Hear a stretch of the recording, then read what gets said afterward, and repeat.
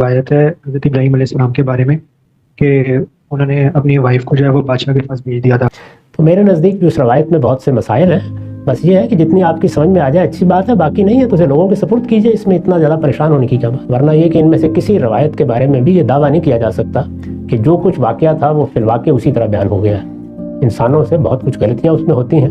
یہ روایت بہت سے اہل علم ایسے ہی بیان کرتے ہیں کہ سمجھ میں نہیں آتی. یعنی ایسے کون سے علاقے ہو سکتے ہیں جہاں بہن کے معاملے میں وہ بات ہو جو اس روایت میں بیان ہوئی ہے اور بیوی کے معاملے میں وہ ہو جو اس روایت میں بیان ہوئی ہے؟ ذرا باور کرنا بہت مشکل ہے اس بات کو.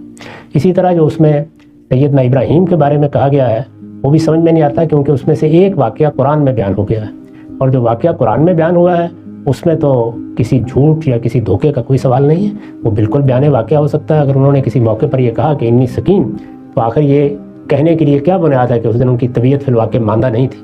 طبیعت بعض اوقات ماندہ ہوتی ہے، بعض اوقات طبیعت میں نشاط نہیں ہوتا، بعض اوقات کچھ گرانی بھی ہوتی ہے. یہ سب چیزیں انسان کے ساتھ ہے.